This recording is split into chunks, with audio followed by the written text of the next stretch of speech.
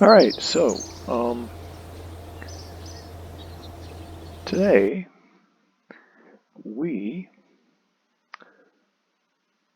are going to land on the Mun.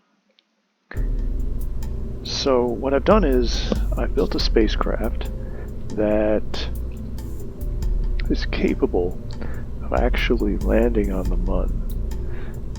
Okay, so it is the Mun Explorer and Lander. I believe that's what it is. Is it that? Let me see.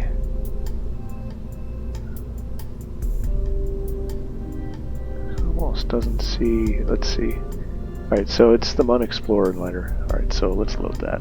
And as you can see, it's pretty tall. I've tried this out, and you need a lot of Delta V to get to Mun and land.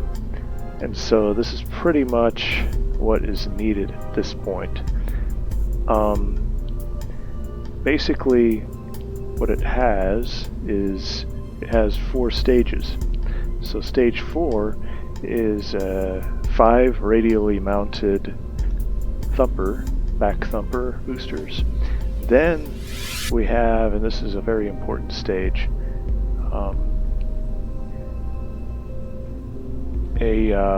the third stage is liquid powered, and it has 3 gimbaled engines. 3 LVT-45 swivel, they're gimbaled engines with a lot of control. And those, basically, this stage makes it so that I can achieve orbit without using up any of my upper stage. And once I achieve orbit around, or low Kerbal orbit, then I can transfer to the Mun. But I also need to be able to do a transfer orbit to the Mun and circularize my orbit around the Mun without burning through too much fuel, too much Delta V. So what I found out is I actually need an additional stage for that. And that's what the second stage is. And then finally I jettison that second stage, and I have this upper stage, which is my lander and my return to Kerbal stage. So the lander basically has these LTO5 micro landing struts, so they extend and retract. It has some RCS thrusters, so I've upgraded my technology to have these thrusters. And you can see that it has both the 4-sided RV105 thruster blocks and the linear place anywhere, quote unquote place anywhere linear ports, which allow me to translate sort of horizontally. These others don't allow horizontal translation as much, which is important when you're close to the surface. And so basically, there's monopropellant in the command pod, but that only has 10 units, which gets burned through pretty fast. And so these 2 roundified tanks, they provide additional monopropellant resources. So for a total of, I'd say, 50. So 10 from the command pod and 40 from these rounded tanks. Okay, so there's several things here that I want to improve, right? So I've got my upper stage. It has batteries, so I can transmit. Right, I got my antenna up here, so I can transmit from the surface. This stage, let's see here, get the shroud off. This upper stage has a LV909 Terrier engine, which is has a lot of specific impulse and is compact, and also importantly is short enough that the struts extend past it. And so it's good for the landing part. Now, if you notice, even with the struts extended, this lander is pretty tall, right? And so it's very like top heavy, has a tendency to topple over. And what I found is that that's not a that doesn't make it impossible to take off, but you have to be able to upright the ship again. So the uprighting the ship is easier when I have these big tanks sticking out the side, not sticking out on this axis, but the other axis. So I'm going to change the positions. I'm going to take these batteries off temporarily, and then put these here. Yeah, that should work. Okay, so I need to make them symmetrical, right? Right. There we go. So those, and then put the batteries back on. Okay, so I got my batteries and monopropellant tanks. So that's looking better. And I also have an extra heat shield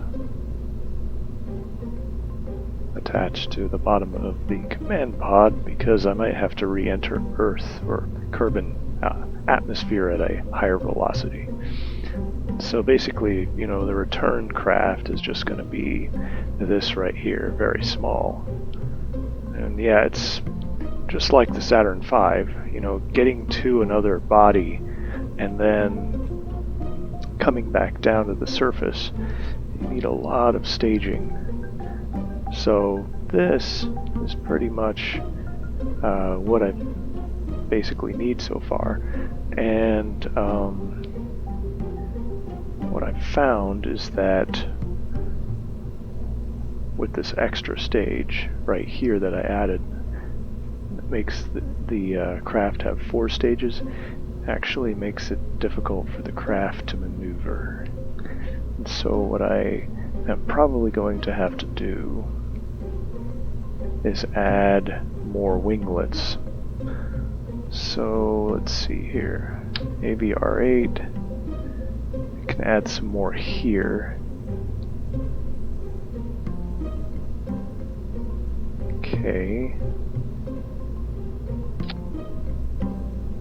Those would make it more maneuverable. Yeah, it increases the cost of the craft substantially.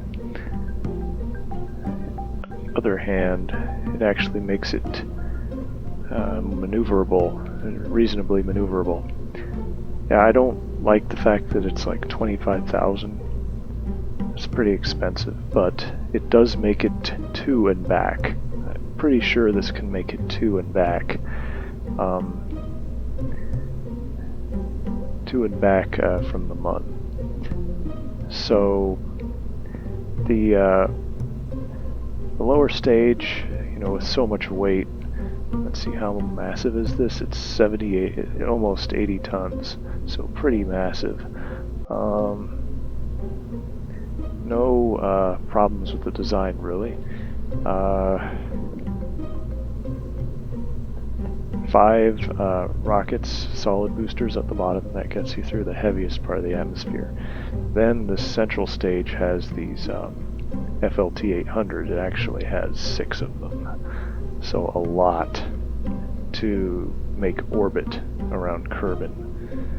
And this upper stage, which I just added the winglets to, is an FLT-400, and that enables me to get to the Mun without wasting fuel for the lander. So the lander just has its own fuel. And then the lander is able to land and then take off again. Okay, so looks like we're ready. Let's save this and launch.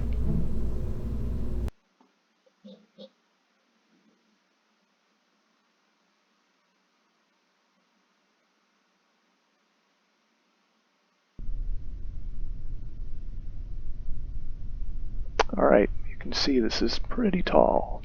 So I'm going to turn my stability assistance system on, and then go to max thrust. Let's see, let's hope that works. Just my staging there. So those 3D couplers on the bottom there will decouple at the same time. So let's launch. Alright, so 2 meters per second of acceleration. These bottom boosters don't have any thrust limiter on them because there's just the whole craft is so heavy that they don't need it. Alright, so I'm starting to do a gravity turn. Good. It's responsive. So those extra winglets make it more responsive.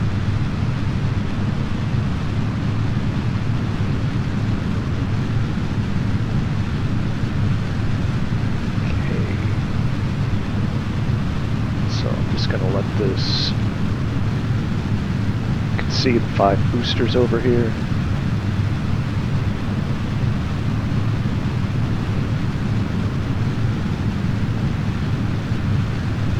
Alright.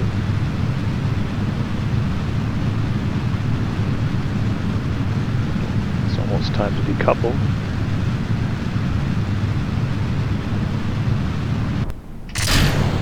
Okay, now our lower liquid stage here.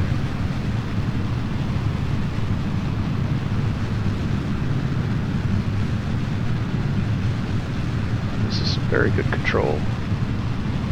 Got 2 sets of winglets on this stage here.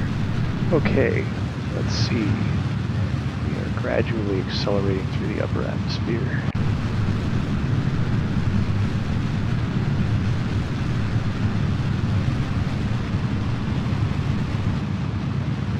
Apo-apsis is going up and up. We want that apo to reach about 100 kilometers.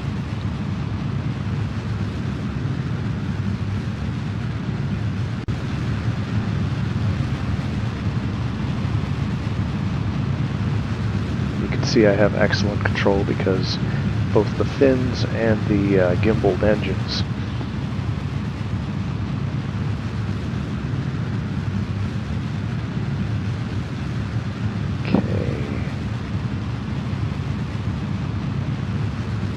So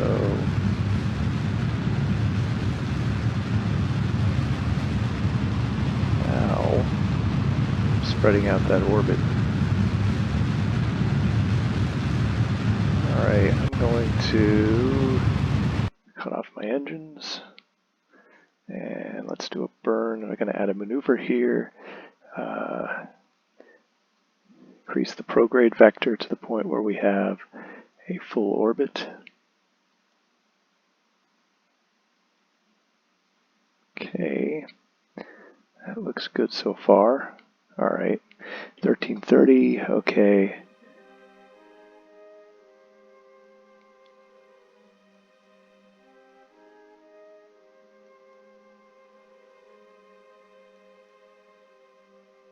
Yeah, I need to see. So making it so that this orbit is comfortably, it's going to be 1346, which is going to require a little bit of a burn in the second stage, but that's okay. So now I'm in space, and I don't have any power from my motors. So those winglets are not doing anything. The gimbaling of the motors, I'm not sure if it's doing much. Maybe a little bit of, mass-based movement, inertia. Most of my maneuvering is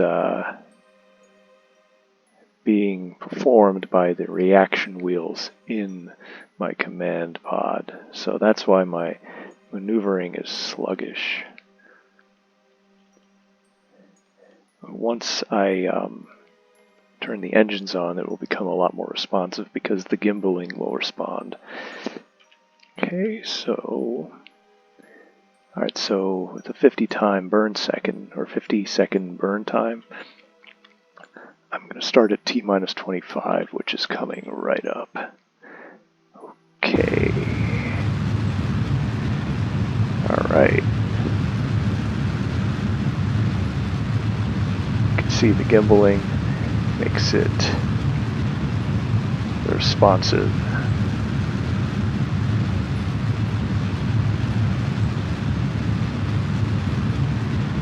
It's really, really powerful. I think it has a very high thrust to weight ratio with these 3 engines going.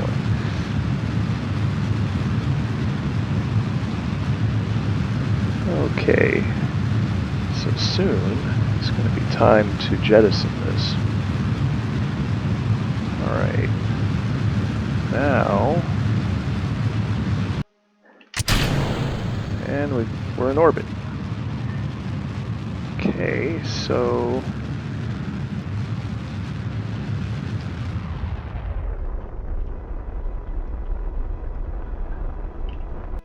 alright, now we're in orbit. So now we have to get to the Mun. To do that, we're going to add a maneuver. Add a maneuver here, and increase the prograde vector to the point where he can intersect with the Mun. See if that's possible. Oh, first we have to set it as a target, so I'm setting it as a target. And I can also, okay, so our node, ascending node is, let's see here, is 3.8 degrees. So what we have to do is add a maneuver to correct that. So just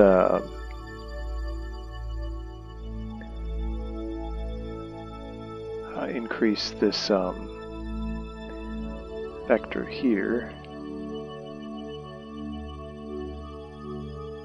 Alright, so now we'll change that node to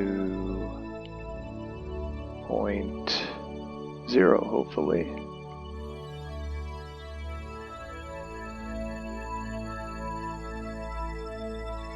Okay, 0.1's fine. Alright, so that'll require 149 meters per second.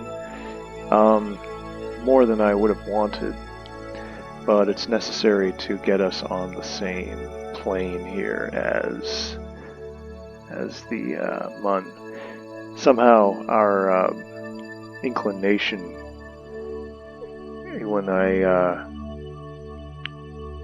during launch, our inclination got a little bit offset, so I'm going to have to correct that. Okay, so there's our maneuvers. Maneuvers over there. Is there a reason for that? Let's see. Okay. Oh, okay. Alright, so I'm going to go and once we reach the descending node, going to increase the normal, yeah, that's what it's called. Increase the normal vector until the node size is the same. Or the nodes are matched between our orbits. That way we're coplanar. So it's easier to intersect. Okay, so that will require about 147 meters per second of delta V, which I don't like, but we'll just do it anyway. So let's see here. Let's warp to this.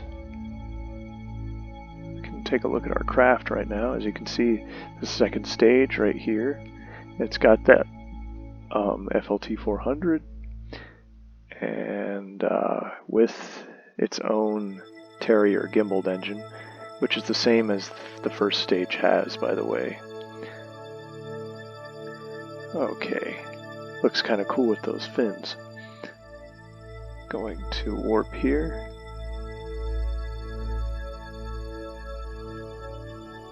Do to our correction burn,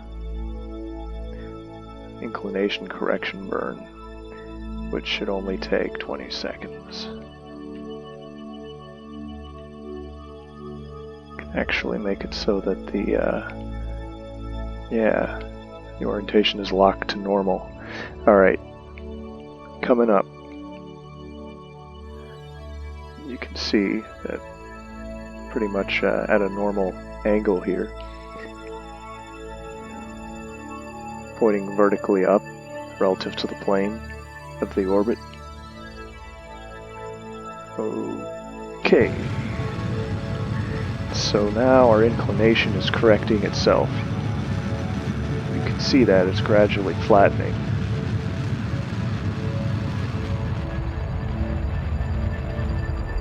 Okay, I need to correct my orientation a little bit. The craft drifts around a little bit because it is relatively large compared to the reaction wheels that it has. So it's not that easy to maintain its orientation. Of course, RCS thrusters could help with that, but I want to conserve those until we actually get to the landing stage, where they will be necessary. Alright, so we've corrected the angle, or the inclination, so we are now coplanar with the Mun's orbit. So let's go ahead and now do a burn for reaching the Mun. Okay. Oops. So I increased the prograde vector. And let's see here. This control panel on the lower left side here allows me to, this graphical maneuver editor allows me to change the orientation of my orbit, or maneuver rather. So let's see here. Okay, so you can see there that I am trying to reduce my required delta V by as much as possible for an encounter. While at the same time, let's see, I want to make it so that it's possible to encounter fairly close. Alright, as you can see, okay, about 800. See, if I make my periapsis really close, I can enter orbit really close to the Mun, so that has its usefulness. Right, so if I make my T-Mun, my Mun periapsis smaller, the secondary burn will require less energy. Okay. It's really not that much of a difference in delta V.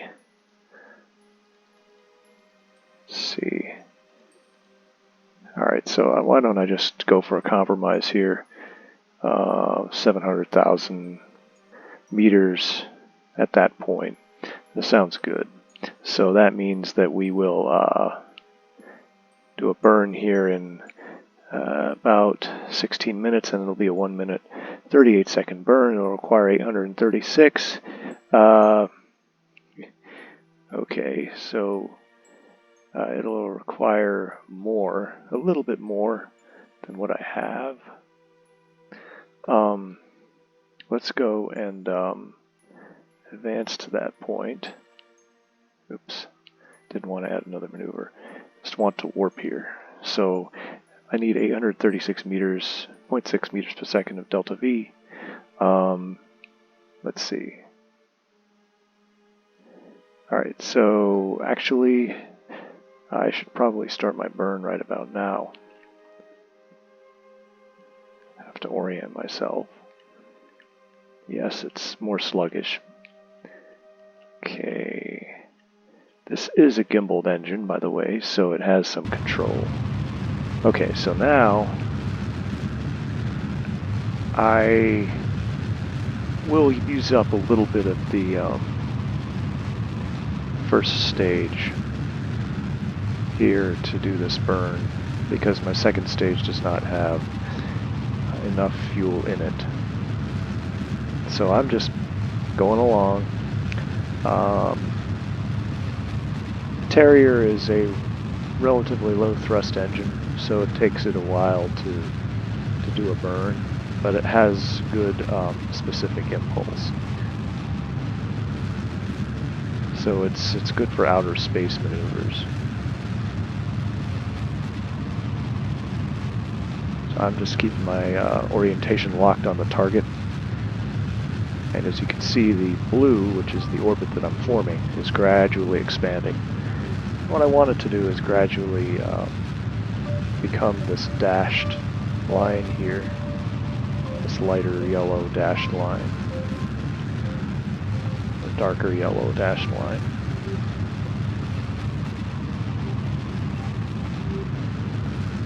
Okay, so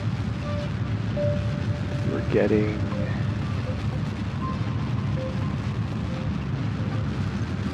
close to expended here on this motor.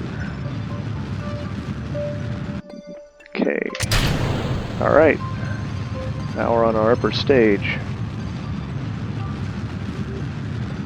You can see my orbit rapidly expanding now.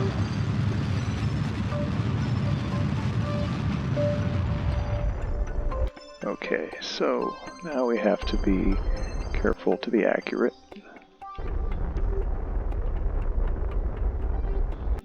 Okay.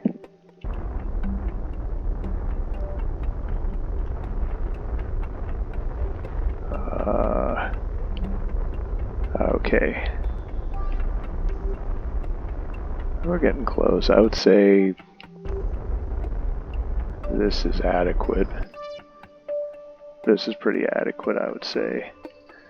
Okay, I'm satisfied with that orbit. Alright, so basically this blue orbit is indicates that we're heading to an encounter, and basically if I do nothing at that point, I will enter this purple orbit, which does not seem to be stable. What they call dynamically stable, I think, because there could be gravitational interactions with Minmus. And regardless, we want to enter orbit with the Mun so that we can land on the Mun. So what we'll do is once we get to the encounter stage, we will do a burn to enter orbit with the Mun. So now that we're on our way, what we can do is go ahead and extend the antenna. Okay, extend the antenna. Antenna is extended. Alright. Then I can do a fast travel. I will warp to the Mun encounter. So Kerbin is getting farther away and the Mun's getting closer. Okay. So now we're getting close and we've actually... Alright, so this is our encounter. So now we are in our orbit, our trajectory here, our encounter trajectory. So doing nothing, we will enter this orange orbit. But if I do a burn at the periapsis point here, okay, so if I add a maneuver, I will do a retrograde burn, which will bend this angle gradually inward to the point where you see how it's bending that. Now that's an escape, right? So if I slow down further, the escape will become a loop, will become an ellipse, an actual orbit. So what I want to do is I want to make that orbit small. That way it becomes a gradually circularized to the point where I can land, and then I can do another burn at the periapsis of that orbit, another maneuver, to bring the orbits really close. So let's see here. Alright, this maneuver will make the peri and apo. See, 80 kilometers is still pretty high. I want those to get down to like 5,000 meters. Okay, 50,000, 5, alright, 5.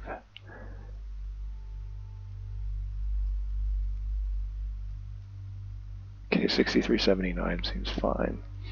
Alright, so that'll bring me down to like pretty low altitude without going too fast. So basically what I've done here is I have planned 2 burns.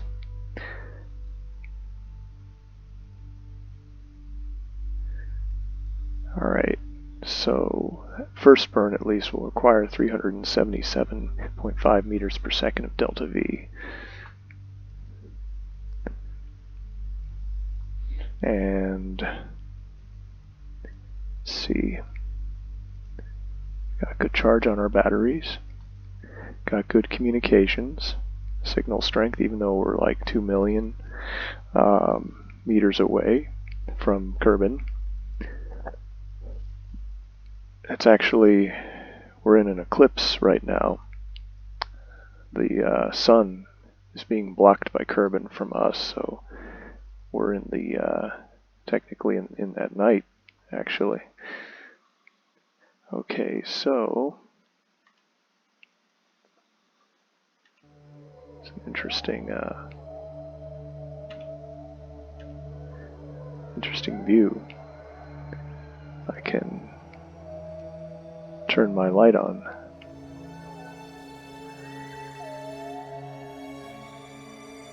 Okay.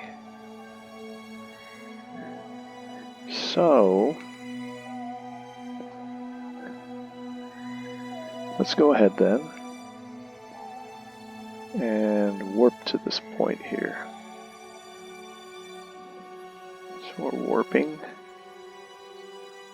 and still an eclipse actually. It's interesting. So I need to burn for 31 seconds to get to this point. The craft is much more responsive now because it's smaller relative to the size of the reaction wheels. Alright, so now I'm at my target vector, and at T-minus 15 or so, that's where I have to do my burn.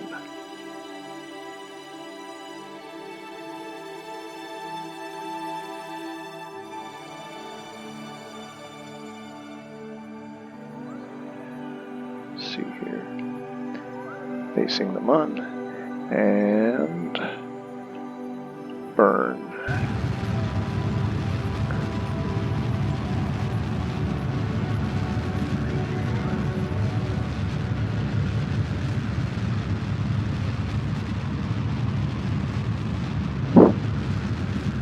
All right.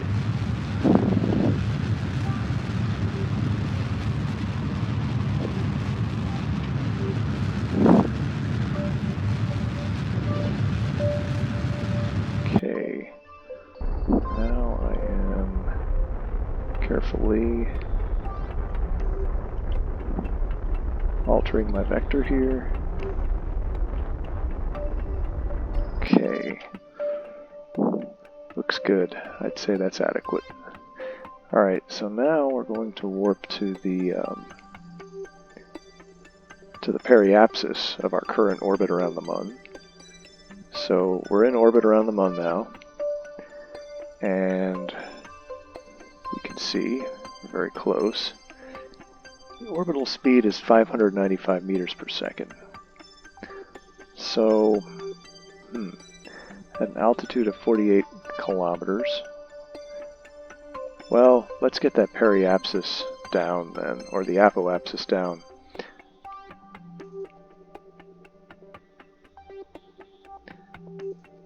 That'll bring us fairly close to the surface. And I'm pretty sure that vector is going to be pretty close to retrograde. Yeah, not exactly on it, but pretty close. So, going to now go to stability assist. And then at about T-5 do my burn.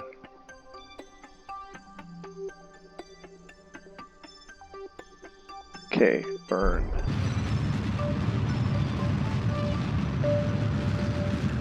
And shut down. Alright, do some adjustment here.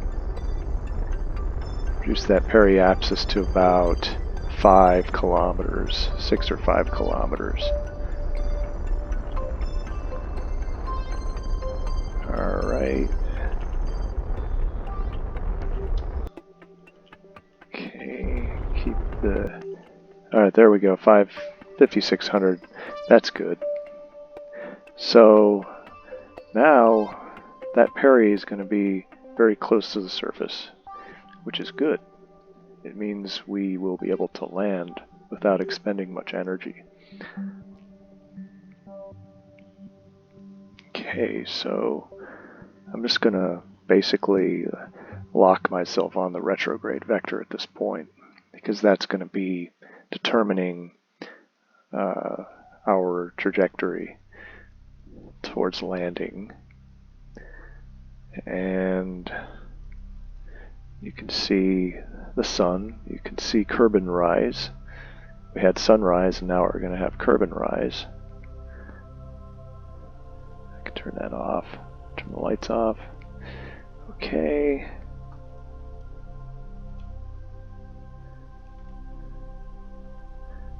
Alright.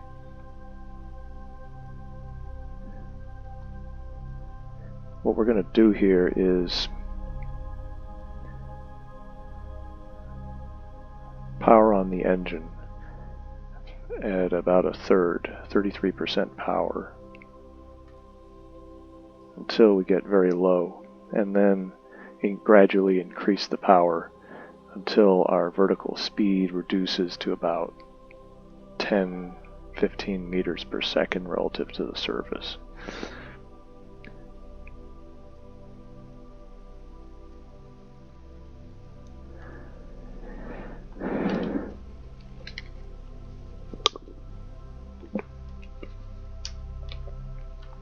Now, the Mun is a very irregular surface, as you can see. It has craters and a lot of mountainous terrain, and so a lot of it is has very angular terrain, which means that when you land, you have to make sure that you don't topple over, because if the terrain that you're landing on is inclined 45 degrees, it's going to be impossible to stay upright, especially with a tall craft like this. So we're going to have to find a place to land that is suitable. So where our periapsis point is, that's where we're going to start to decelerate, and probably going to try to get into this big crater here because it looks like it has some flat areas.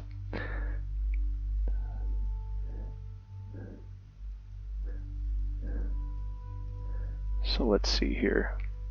Let's fast forward to a point shortly before the periapsis, maybe here or so. Alright, so let's warp here.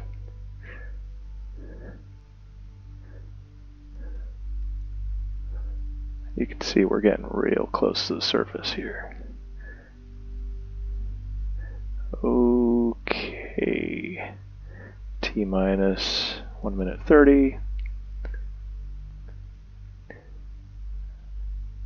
This is exactly what it looked like, or very similar to this, the Apollo astronauts when they were descending, flying very, very low over the craters.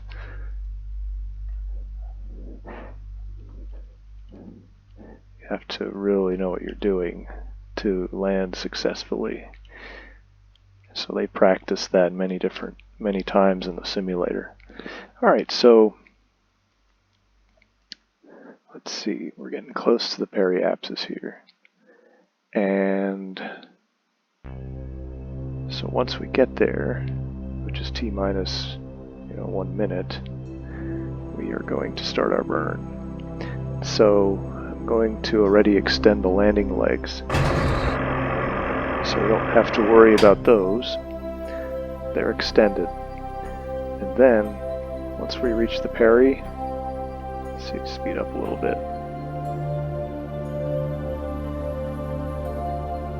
Once we reach the lowest point of the altitude, start our burn. Alright, let's do it.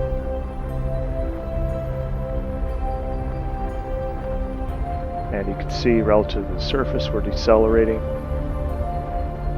And now our view has changed because we're no longer orbital, we're suborbital. We're in a landing trajectory. Okay, we're decelerating. Where are we going to land? We're going to land in the big crater. Cool. Alright. You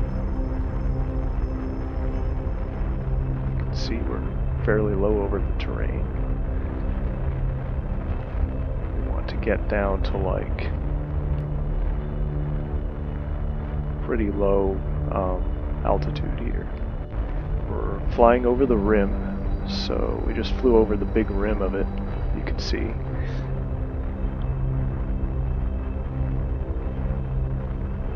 Looks like we're going to land on a relatively flat part.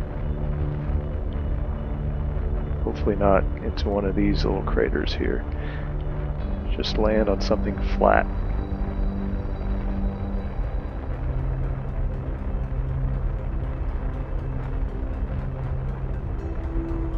See, above land we're about 2,000 meters.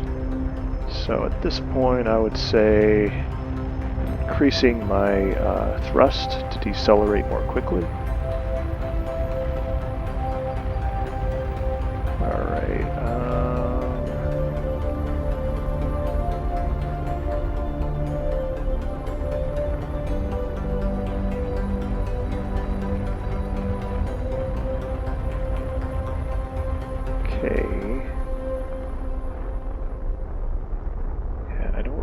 to land on that edge there, but I guess I'm gonna have to, right?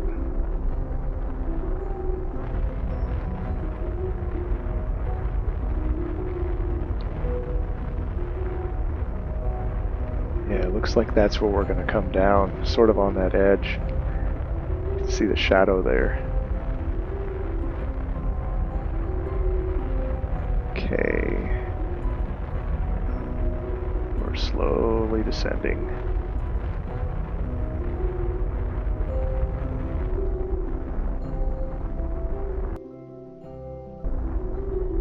Now we're like at, what, 8, 9 meters per second. Very slow. Very, very, very slow.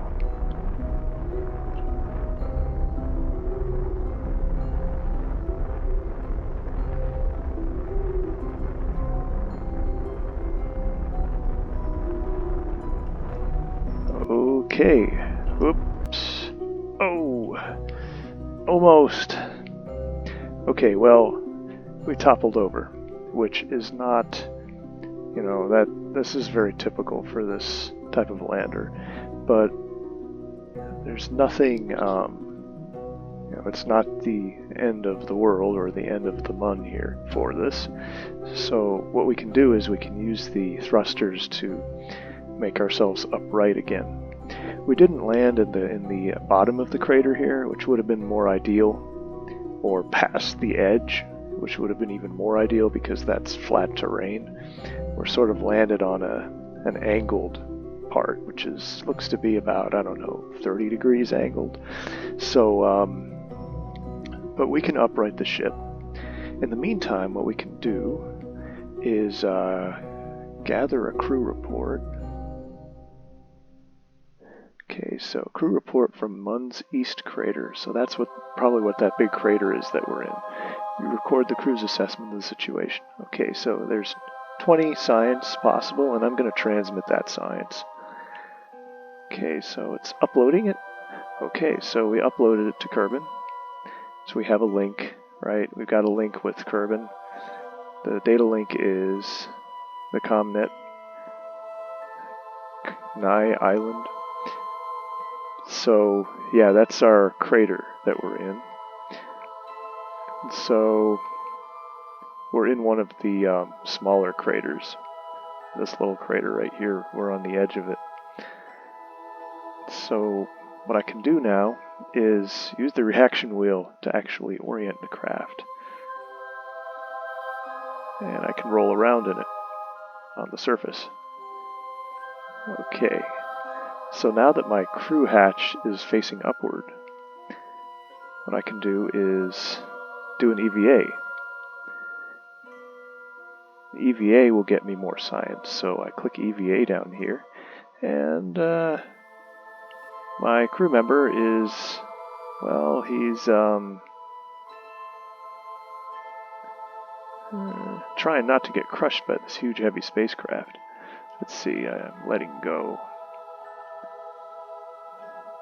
There's very little gravity, I suppose, so it's easy to roll around, even though that spacecraft looks like it's several tons. So here's my Kerbal,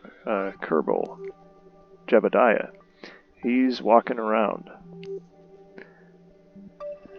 And he has actually RCS monopropellant, EVA propellant, like 5 units of it on his thruster pack, so he can actually jump around with that.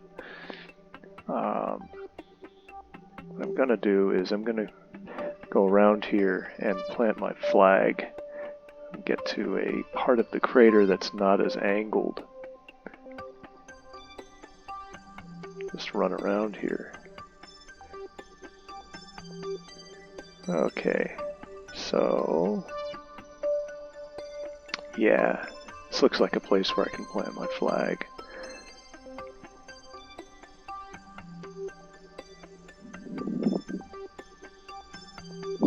Alright, let's plant my flag.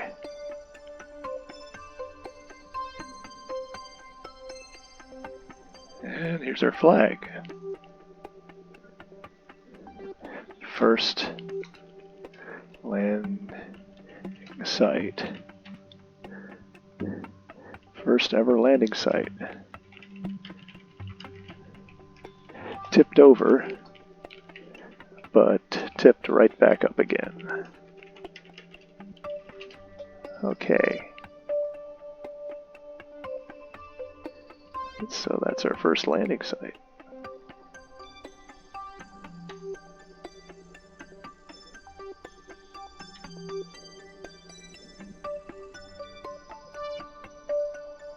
Okay, so I can read the plaque, right? Okay, that's our plaque. So, I can also gather an EVA report. EVA report from the Mun's East Crater. You look up and search the sky for Kerbal. Suddenly you feel very small. Okay, so what I'm going to do is, since my suit doesn't have any data transmission capabilities, I'm going to keep this experiment, and then when I get back to my lander, I'm going to go ahead and transmit it. So it's kind of slow, right? Walking like this. I can turn my RCS on and see how I'm jumping around. Makes it a little easier. Okay, so here's my engine. So what I can do now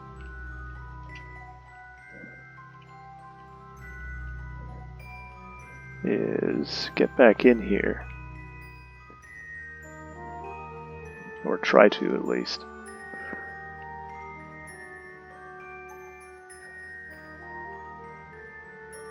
I could store my experiment. Okay, so this experiment's now stored in the command pod, And I will F, climb, and B, board. So now I'm boarded. So now I need to right this ship. So what I'm going to do, you can see I'm sliding down the side of the crater rim. Alright, so I don't want to crash into that flag, do I?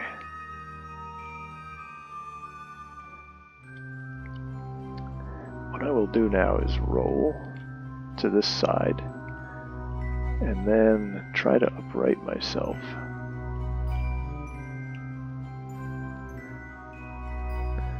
You can see my legs are trying to compensate for that, and landing legs. Let's turn the RCS on. As you can see now, the thrusters are trying to compensate. Okay. Alright, so now I'm using my thrusters to make myself upright again. Okay, that's not what I wanted. Alright, looks like I'm going to run into my flag. Yeah, I bumped into my flag. Okay. That was rather violent, actually. I expected to be able to keep myself upright. Alright, so actually I don't want to get stuck here. Okay, lifting ourselves up again. Let's turn the stability assistance on. Okay, that should help. Alrighty. Okay, so now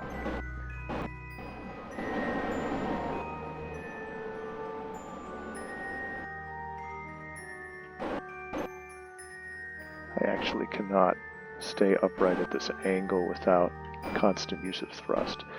So let's, before we expend all of this, we've got a reasonable amount of monopropellant. Let's, what I'm gonna do here is take a picture.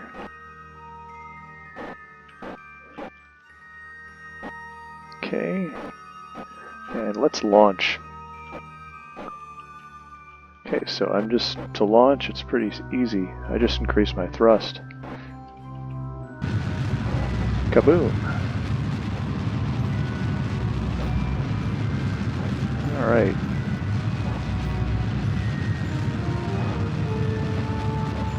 Okay, so that's...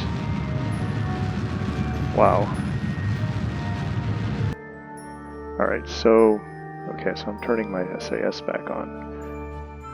Alright, so what I want to do is enter orbit around the Mun. So... I did that, and...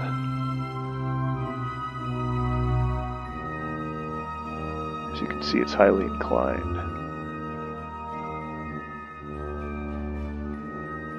What I want to do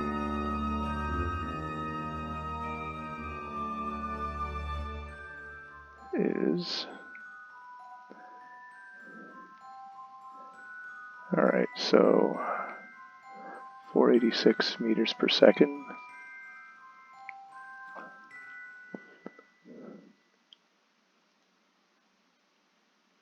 I want to change the vector.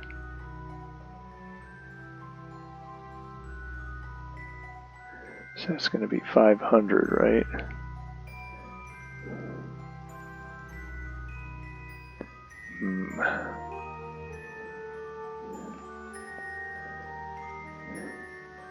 Maybe I should just go for the simple orbit, the simplest possible orbit.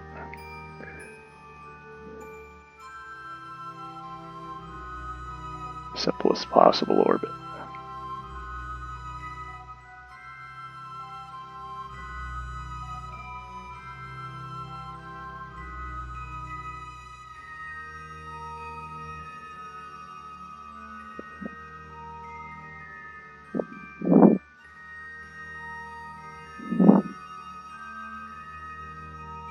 Alright, 478 meters per second. Let's orient ourselves to the target vector, and at t minus 12 we will start our burn.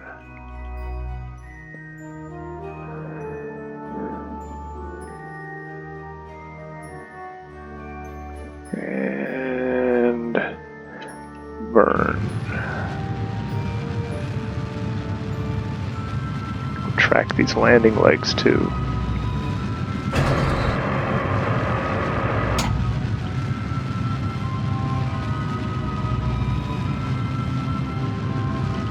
So this is basically our orbital burn for the month.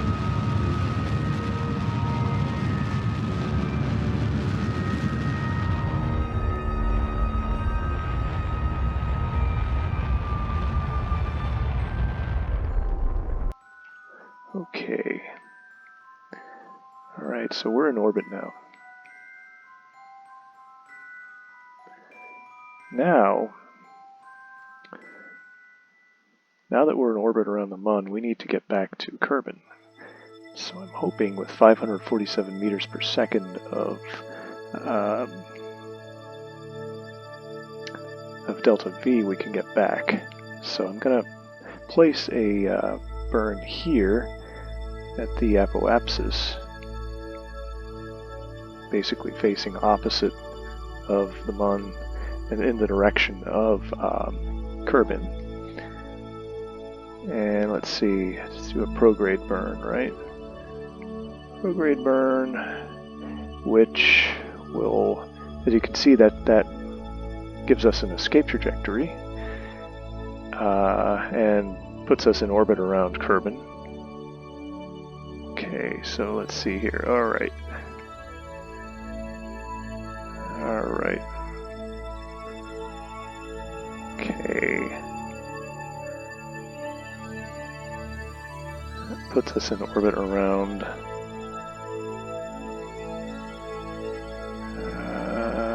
yeah. Okay, so the more we burn,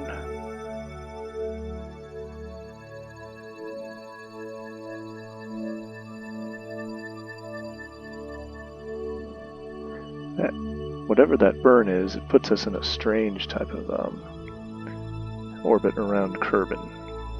So part of it's complicated by the fact that we have this really inclined orbit around the Mun relative to the axis of the Mun-Kerbin orbit. So what I want to do is, so say this one, right? This burn here would put us in an elliptical orbit around Kerbin with a 3 million meter periapsis, which is way too far out to re-enter. So, and bear in mind, I only have 547 meters per second of delta V here.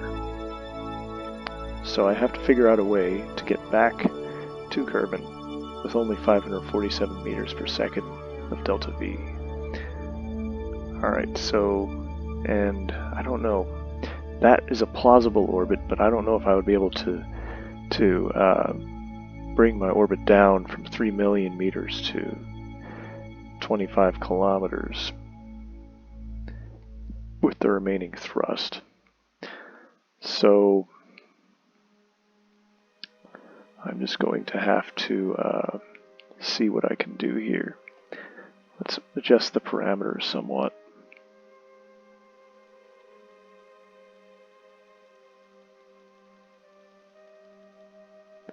Okay.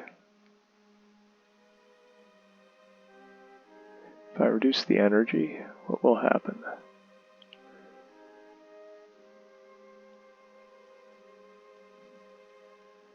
Let's see. Need to expend some energy, right?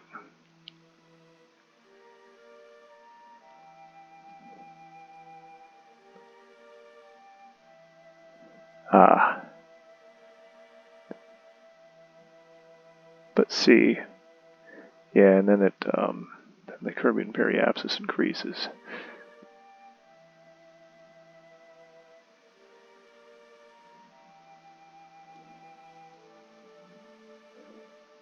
See, I have no reassurance if I were to, alright, so say I hypothetically do this burn, right? If I then, if it with a 796 meter periapsis here, if I then do a retro burn there, what will happen? Yeah, that's just... I mean, I don't even know how much that'll take. That'll probably take a lot. That would take too much energy, I'm pretty sure.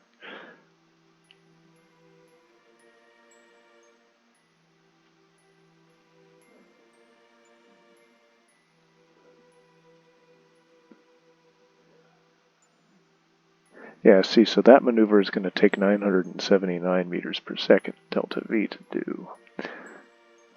That won't work. What this will do is put us in that kind of elliptical egg-shaped orbit. I'm wondering if, let's see,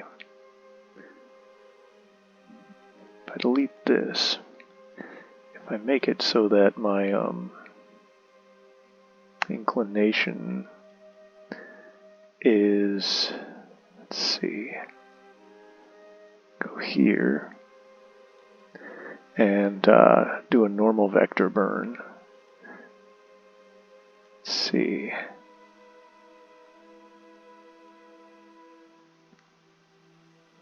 Huh. That's interesting.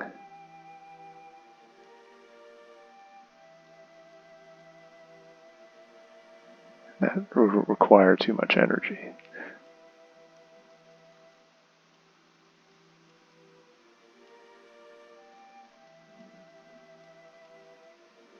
I'll figure something out here. Let's see.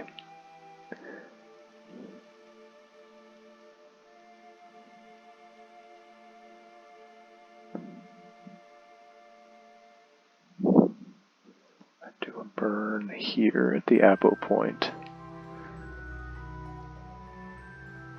What will happen? It seems like it's very difficult to straighten out the orbit.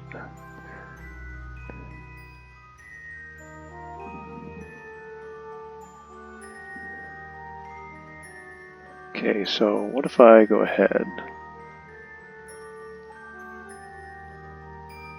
This is already the target, right? The Mun is the target already.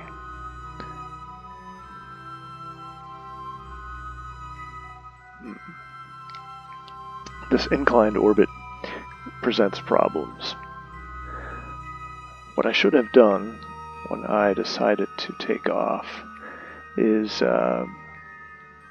made sure that I had an orbit that was coplanar with the Mun Kerbal orbit. So, basically lying in the same plane, flat, as opposed to this inclined orbit, because this inclined orbit makes things complicated. Let's see.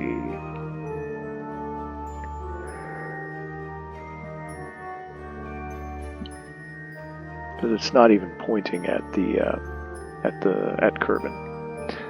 Sort of offset, sort of going like this, as opposed to basically pointing at the green line, which is my data connection. Alright, so I can try to rectify that as much as possible. Let's see. I go here, add a maneuver here, increase the prograde vector. Let's notice where it's going. Yeah. Alright, so say I decide to do this, right? Let's see here, that would require 210. 210, 212. If then I took the long route and, this would take several days to orbit. If I then let myself go all the way out to this apo here, added a maneuver there, retro burned. Let's see, not prograde, retro burned. point where, let's see what's happening.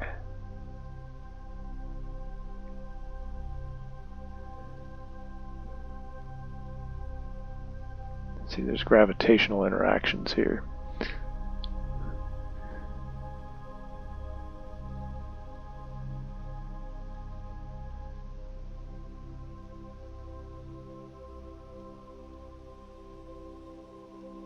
See here. Alright, so say I do this, which is a very, basically fairly close to the Mun. A little bit too close for comfort, gravitationally. I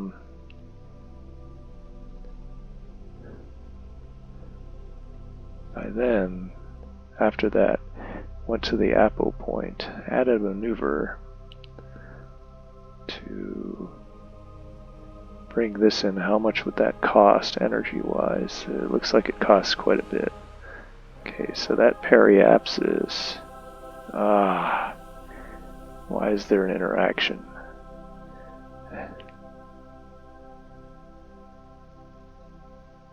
Does there have to be an interaction? How much does that cost anyways? 342. Not impossible to do. Let's see.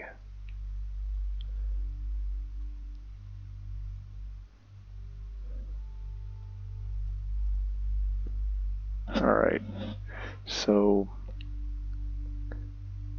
let's see.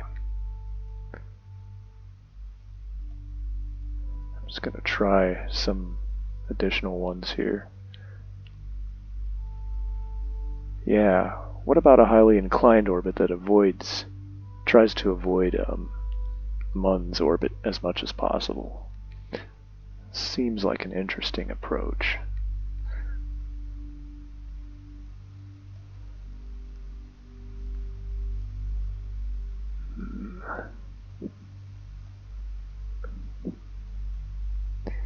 Okay, so 250. 500 is basically two 250s, right? So if we went out to this point then, and added a maneuver. Whoa. The heck?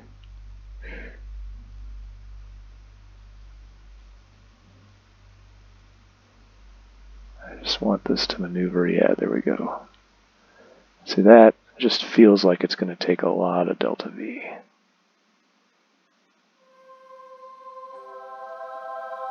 Okay. Yeah, alright, so 218.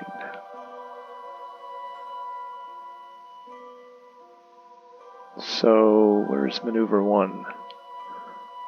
Maneuver 1, 251. 218. That seems doable. Hopefully it is.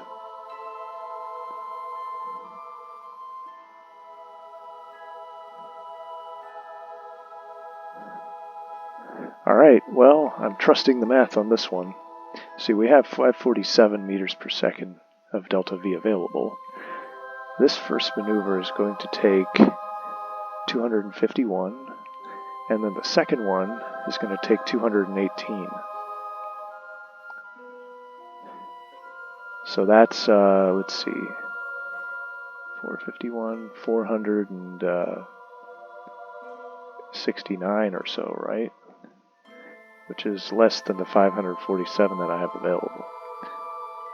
So that should be possible to do. Alright, let's see. Don't know if I ever transferred or transmitted my EVA. Let's see, okay, so my stored data, I'm going to transmit that. Transmit my EVA report to Kerbal. Alright, 100% done. So that was 32 science. Alright, so science data from the surface of the Mun, I transmitted that, so my contract is fulfilled. So now all I have to do is those burns to get back to Kerbin. Alright, so this burn is going to come up in about 16 minutes. It's going to be 11 seconds. I need to be really accurate with these burns. So what I'm going to do is fast forward to it.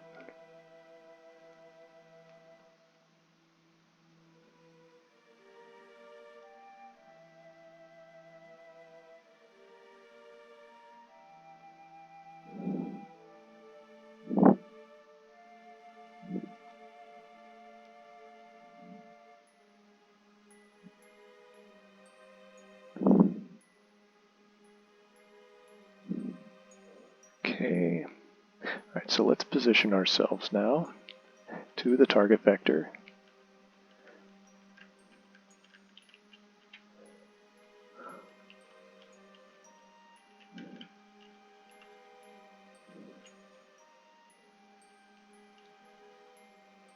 Alright, and at about 5 or 6 seconds, we'll start the burn. Requires 250 meters per second, a little over 250 meters per second of delta V. 42 kilometers over the Mun right now.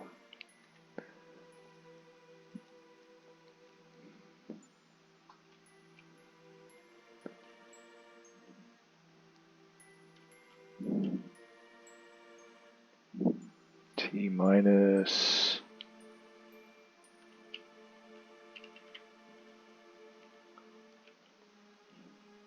10.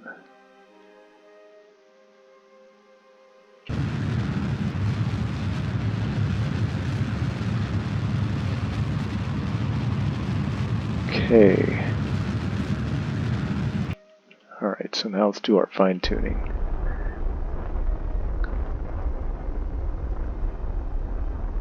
We want our trajectory to match that one as closely as possible.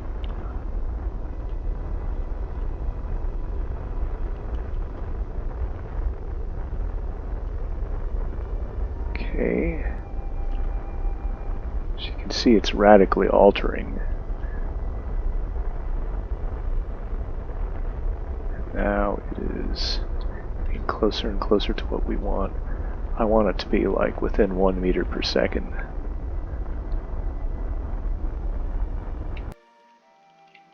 Let's see here. I can even use the RCS thrusters. Alright, so yeah, what I'm doing is I'm using the RCS thrusters for more accurate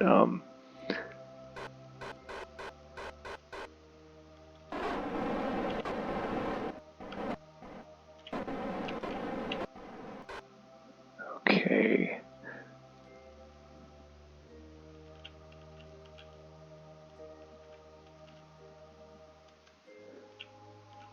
Alright.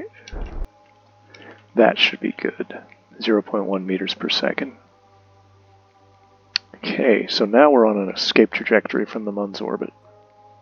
We're going to reach the escape in 1 hour 50 minutes.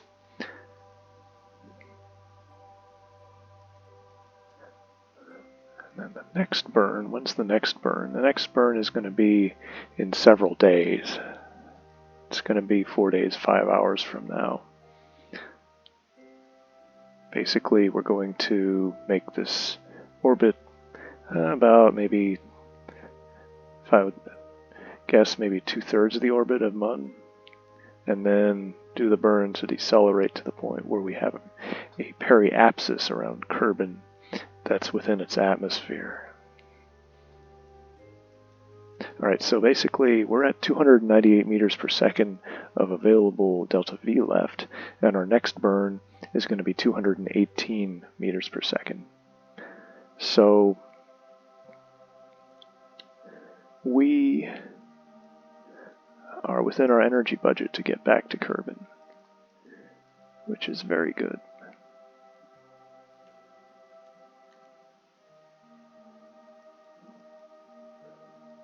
You can see our battery packs here, down to about 31.9 units of charge. We did 2 data transmissions over long distance, and so that used up quite a bit of electricity. So you can see it's a good idea to have battery packs with you. Of course, at this point we have plenty of buffer, like there's 50 units of electric charge in the RCS, or in the command pod. And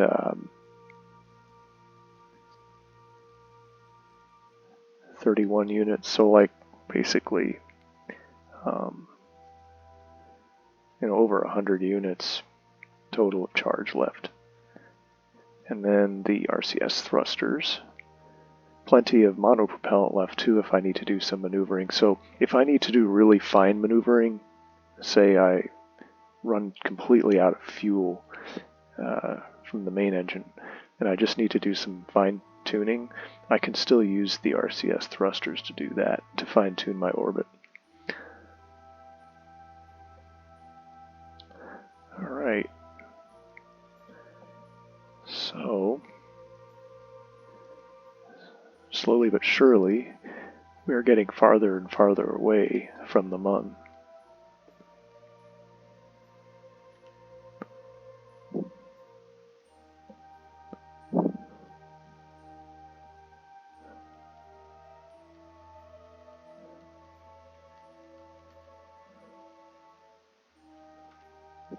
See your lights on.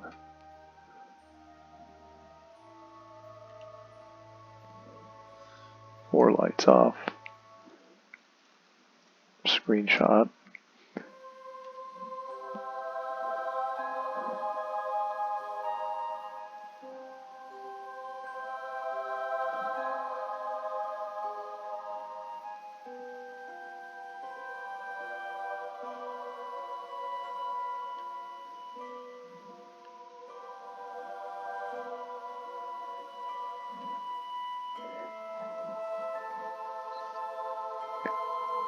Many beautiful screenshot opportunities in Kerbal Space Program, as you can see.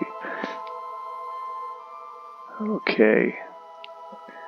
Well, we'll now warp to this point. The T escape, or the Mun escape. The T minus. Alright, time warp complete, and we have escaped from Mun's orbit. We are now directly orbiting Kerbin. Okay, so now we're going to do a slow orbit around Kerbin until we reach this apoapsis of our orbit, at which point we will do a retro burn to bring the periapsis from its 7 million meter mark to a 40 kilometer mark, which is within the atmosphere of Kerbin. So that'll be about 4 days, 3 hours of travel time. So to speed that up a little bit, I will fast travel to the periapsis of our existing orbit here.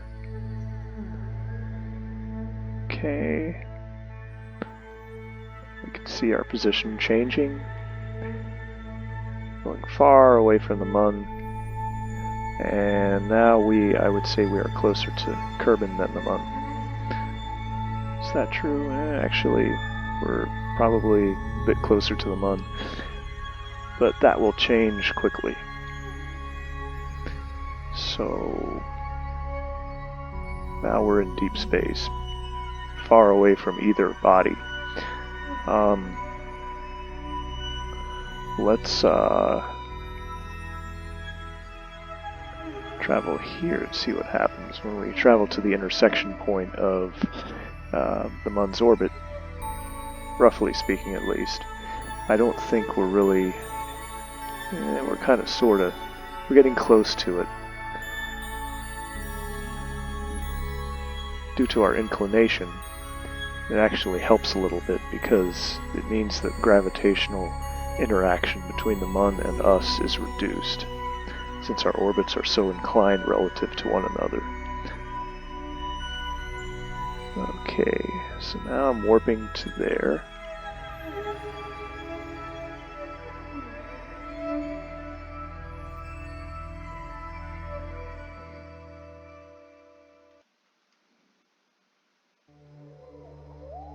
Alright.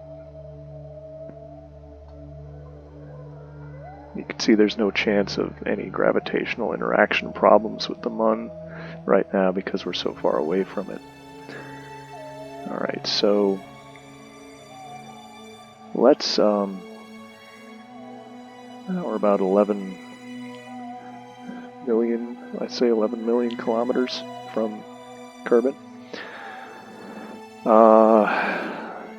Let's fast travel to this Apo point here now.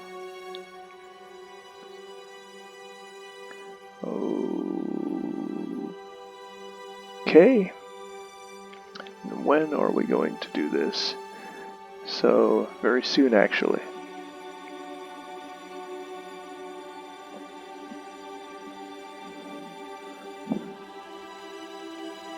Going to position myself retrograde. And yeah, that's pretty much right on the money with where we need to be doing the burn. Of course, we have to be very accurate because it is a very sharply inclined orbit, or sharply elliptical orbit. So the getting the periapsis right will require a very accurate burn. So now we're 18 million kilometers away from Kerbin, and actually, well, now the Kerbin and the Mun are between us, or the Mun's between us and Kerbin. We're quite a ways out.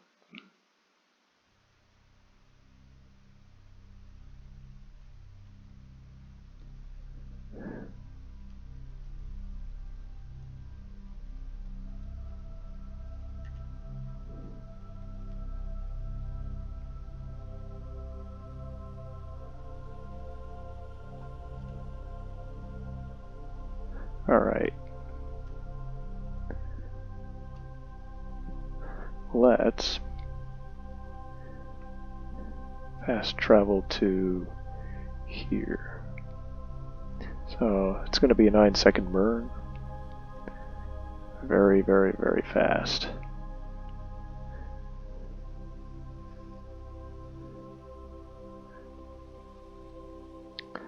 So our burn is going to come up here in 10 minutes. 8, 7, 6, 5, 4, 3, 2.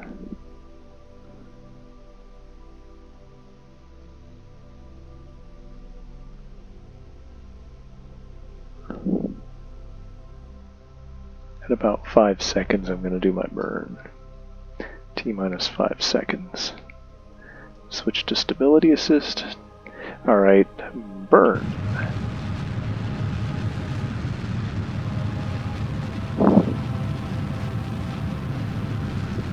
And stop. Alright.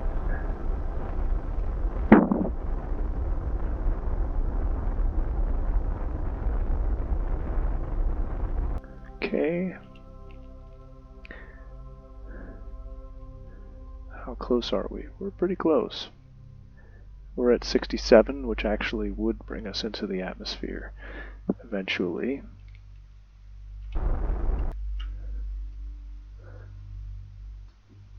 Could also do a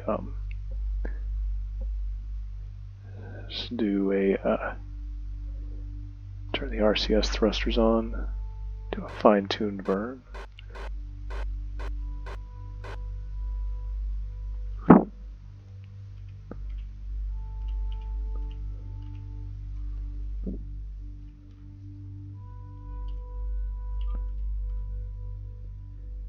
Okay. Right. Now we're basically exactly on point. Yep. Pretty much exactly on point. So our orbit's exactly matched. At this point, all we have to do is wait, and then once we get close to re-entry, decouple from the first stage, orient retrograde, and re-enter. Let's see.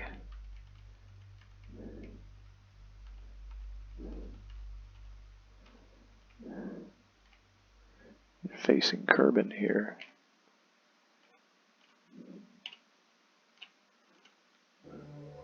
See what it looks like inside. Yeah. You can see Kerbin up there a little bit. See.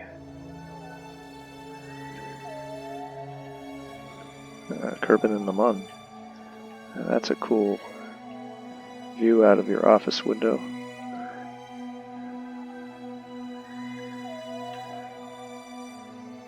Right.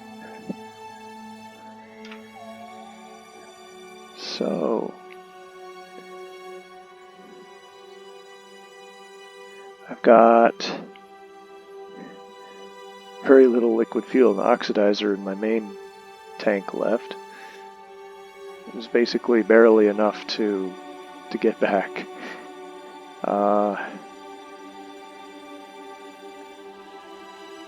More than enough monopropellant, which is good.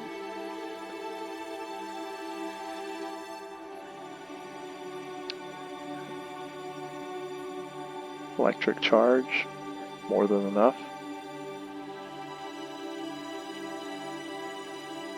As you can see, it's a very highly elliptical orbit, and it does not conflict with the Mun because it's so inclined.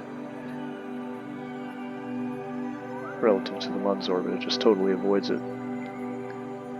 Which works very well for me. I don't have to expend any extra energy to, say, maneuver around the Mun. So basically, I'm gonna go, orient prograde here. Orient prograde and face the planet, and then well, we could speed up here. I can warp to this point and see how the Mun actually orbits a lot faster than I do right now because it's in a circular orbit and I'm in an elliptical orbit. I was going only 100 meters per second at the apoapsis, very slow, but I'm gradually speeding up. Now I'm at like 332. And I'm a lot closer to Kerbin. So, spent about a week now in space.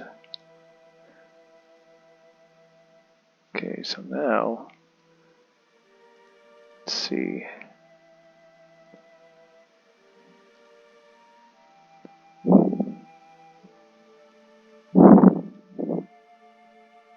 One day. So it's going to take me basically a day to get back. I'm going to warp here. You can see our orbits.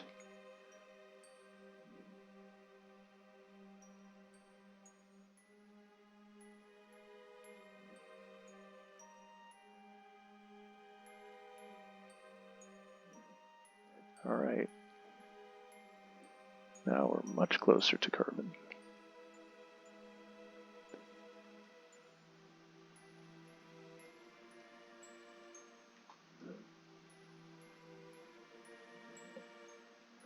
Alright. Let's fast travel here to this point. And I would say we're getting to the point now where we can just jettison the first stage because it's no longer necessary. We can also retract the antenna because we're close enough to Kerbin to do that. We can do that soon. So what I'm going to do now is, while I'm still aligned with the prograde vector, jettison my first stage. make sure that our periapsis is within the atmosphere. It is. So jettison the first stage, and that will re-enter behind me. And then basically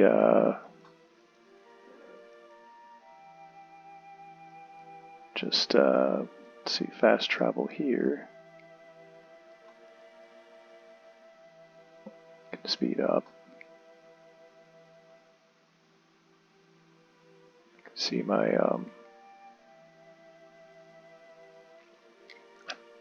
Mun Explorer and Lander debris, the first stage, farther and farther behind me. And now I'm less than 1,000,000 meters above Kerbal.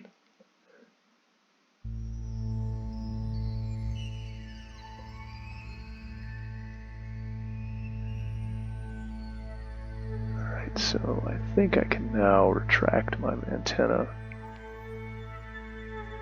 without any data loss. So, yeah, I can't transmit science with the antenna retracted, but that's okay because I already transmitted all the science that I need to. Alright, at this point I'm going to orient myself retrograde. So my heat shield is facing the atmosphere. And going to re-enter. Looks like it'll be on the other side of the world, but at least we're re-entering, right? That's Kerbal Space Center. Probably going to re-enter somewhere along this continent or this sea here.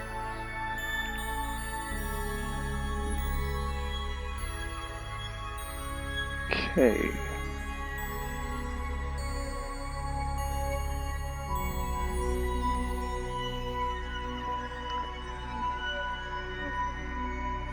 Okay. Sunrise is coming up soon.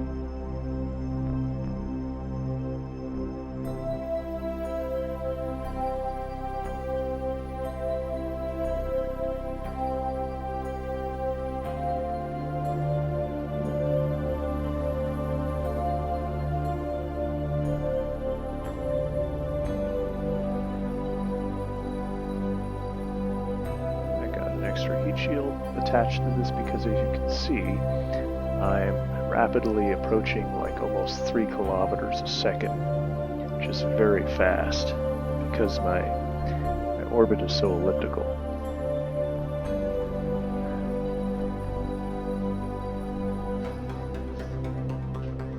Alright.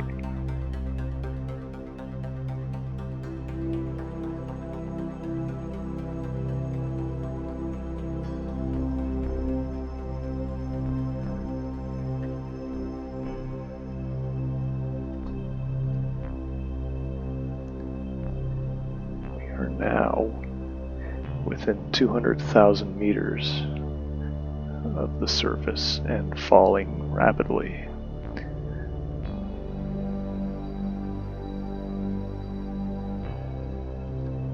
We are traveling above 3,000 meters per second relative to Kerbal.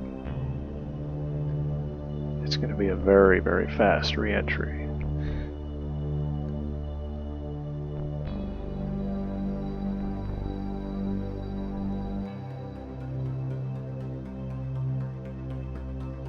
Speed up a little bit here.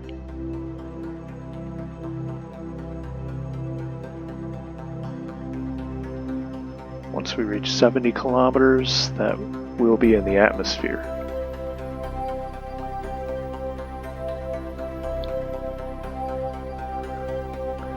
Okay, getting very close to the atmosphere, in the atmosphere. Alright, we're in the atmosphere now. And our heat shield is glowing.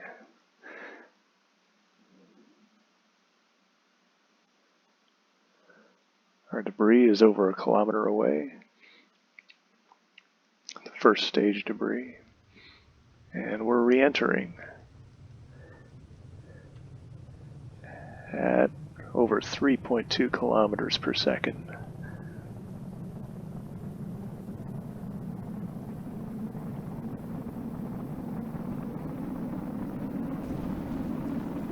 You can hear in the distance my debris is blowing up in re-entry.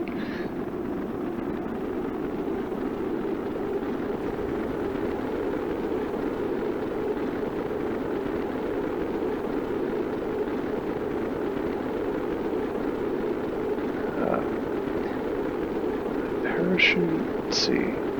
Yeah, my parachute has been set. I set it before launch to open up at 2,000 meters.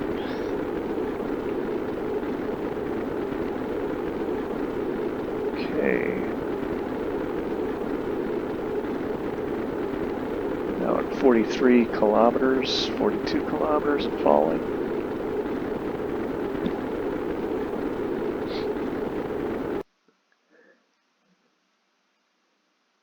What'll happen is my view will change to a horizon-oriented view once I become suborbital, which will happen very soon. You can see my apoapsis is declining greatly. And basically it's almost like what the atmosphere is doing for me is almost like a natural retrograde burn, where it is reducing the apoapsis because I'm slowing down at the periapsis point.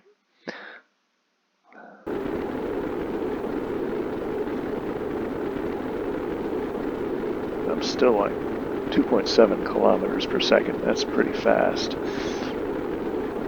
I had my ablator start out at 100 units, and that's almost half worn down.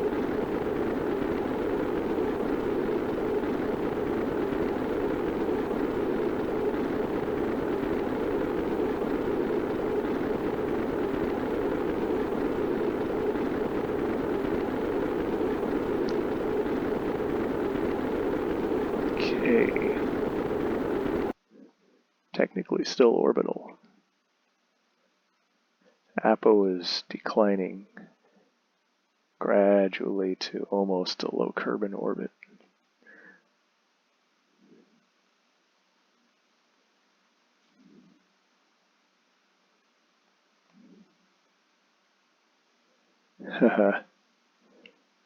I'm actually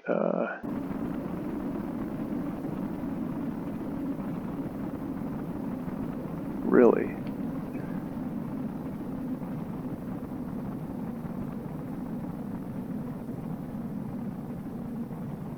whoa.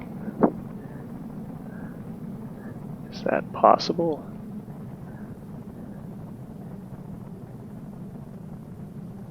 It looks like I went too fast. Yeah, I'm not joking. My altitude was too high. And so I will be re-entering space again. But the next time I go around, I'm going to re-enter.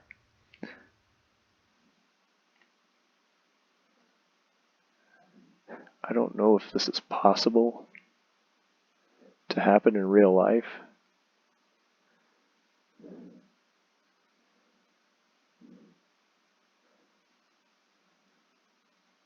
I think in real life there wouldn't be enough heat shield left. But since I have this extra heat shield, I guess I can do it. It's a very unusual occurrence.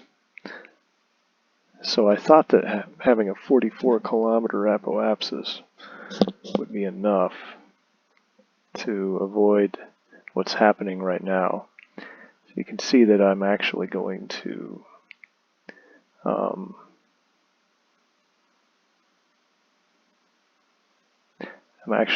emerge out of the atmosphere again and do another full orbit around Kerbin.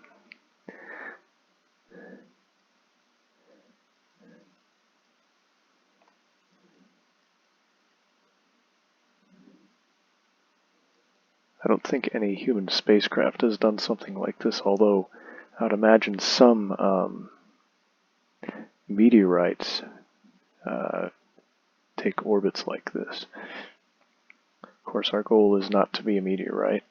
We want to land safely. So, let's see. I'm actually, gradually going up in altitude.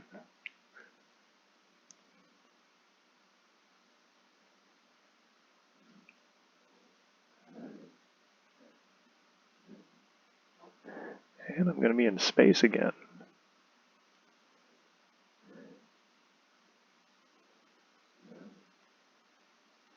Okay, we're in space.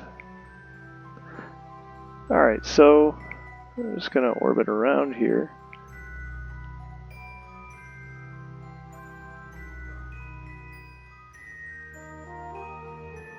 Reaching our apoapsis of 140 kilometers.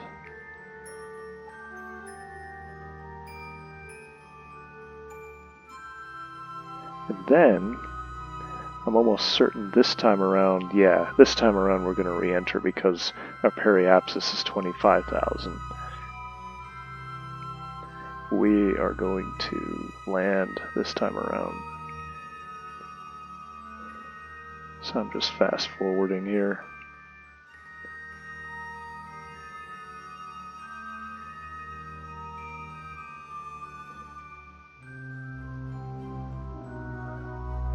Alright. Now, soon we're back in the atmosphere. Yep. This time, we're gonna land. Looks like we're gonna land on the night side.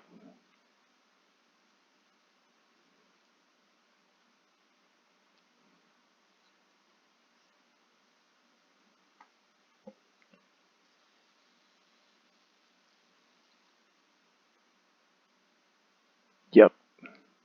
We're suborbital.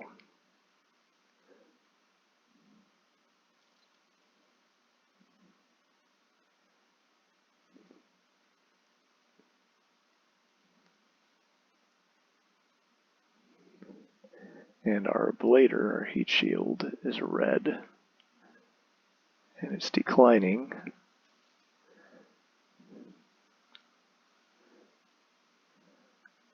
Slowly but surely. It's not going to be nearly as dramatic of a re-entry because our periapsis is, or apoapsis is pretty low.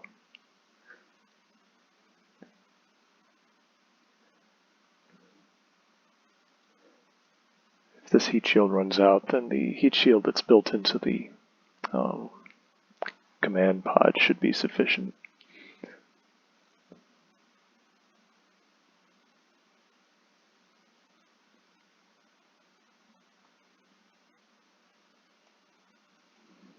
You can see it's glowing red from the wind resistance.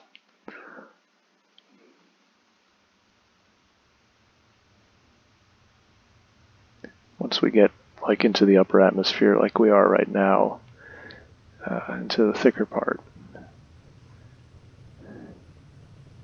starting to see flames, and the ablator is wearing down fairly quickly, and eventually we should be slowing down pretty quickly.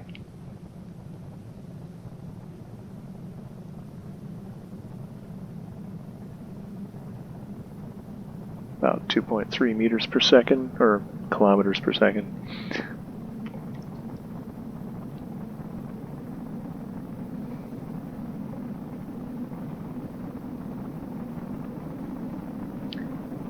blader is diminishing very rapidly.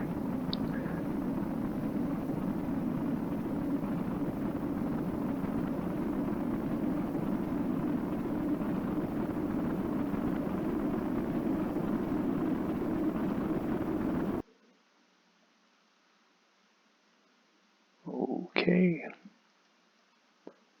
Yep, we're going to land on the night side. Not too far away from the space center this time, so that will actually save a little bit of money.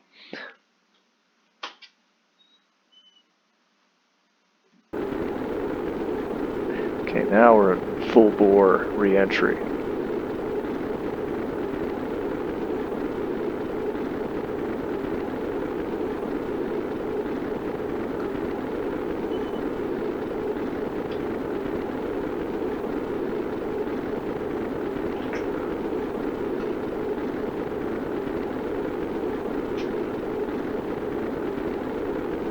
Alright, our ablator is going to diminish to 0.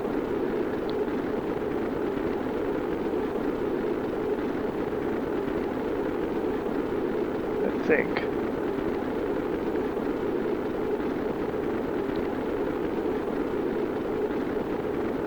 We're still at 1800 meters per second.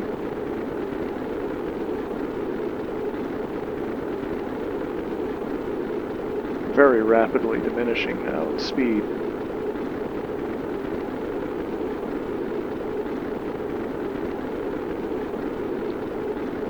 think we're going to get down to 0 units of ablator.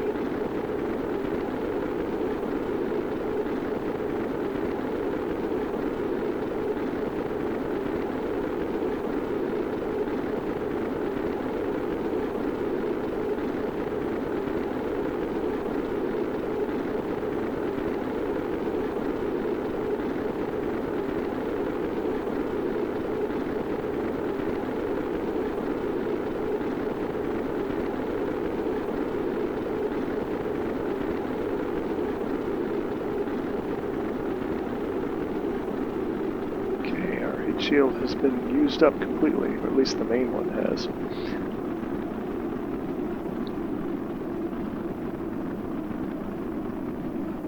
But we're slowing down, so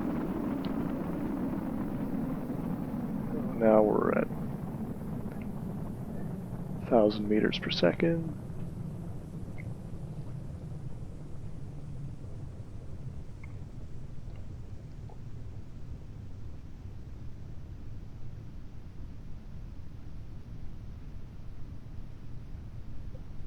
.800 meters per second, about 19 kilometers altitude.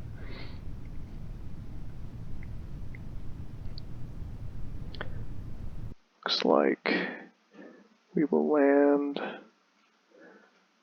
in the ocean.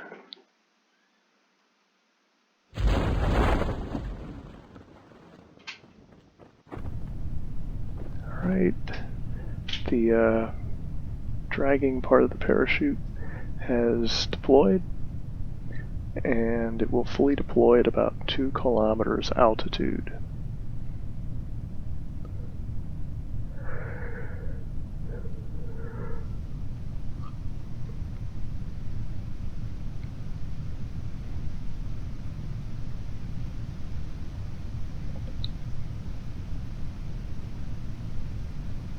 Basically at about 260 meters per second.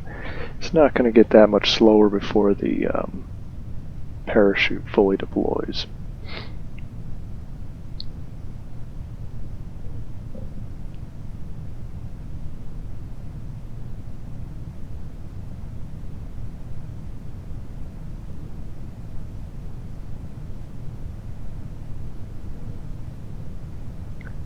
Landing over the ocean here. Or I guess splashing down is the correct term.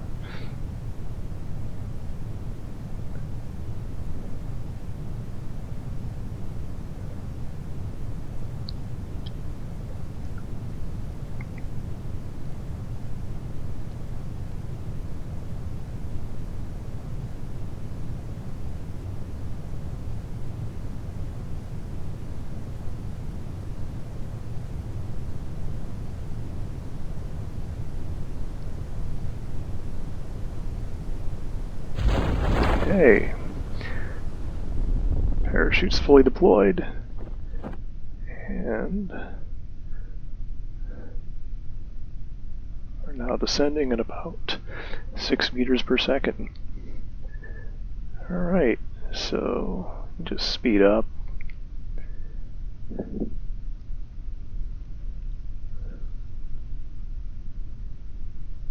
To 4 times real time.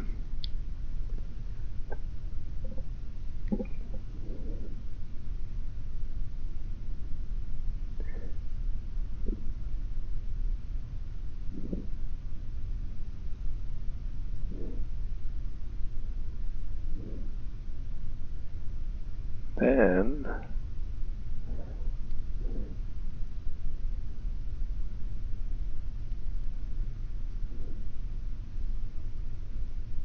almost looks like the Pleiades there, that constellation.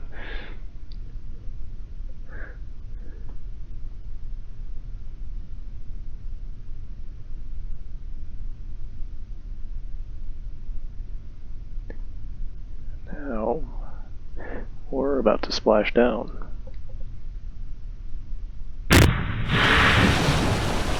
And there we go. Okay. It's nighttime. And we're splashed down on Kerbin's surface.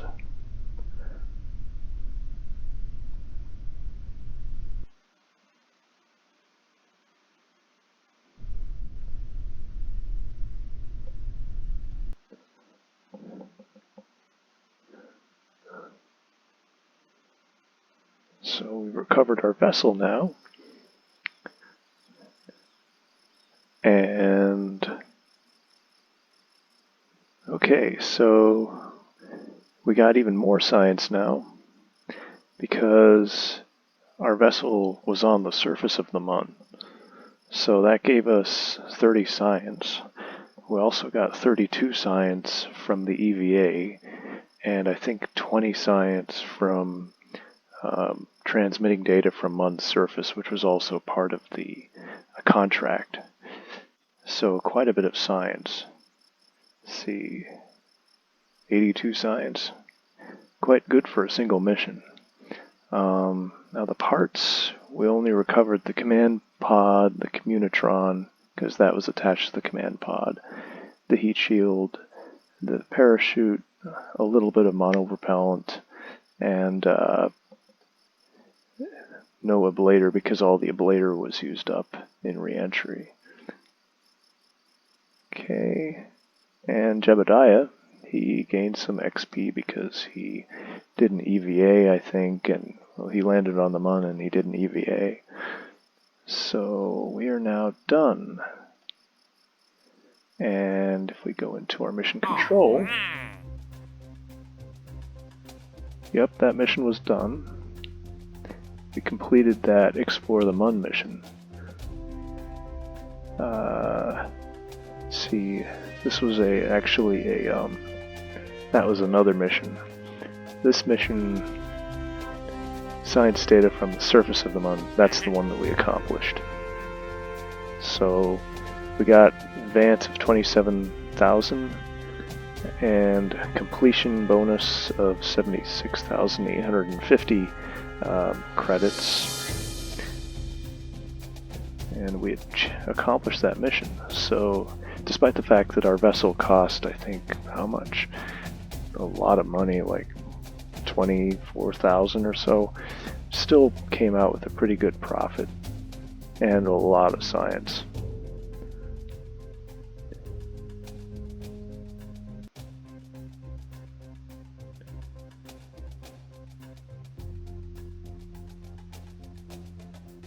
So that's that.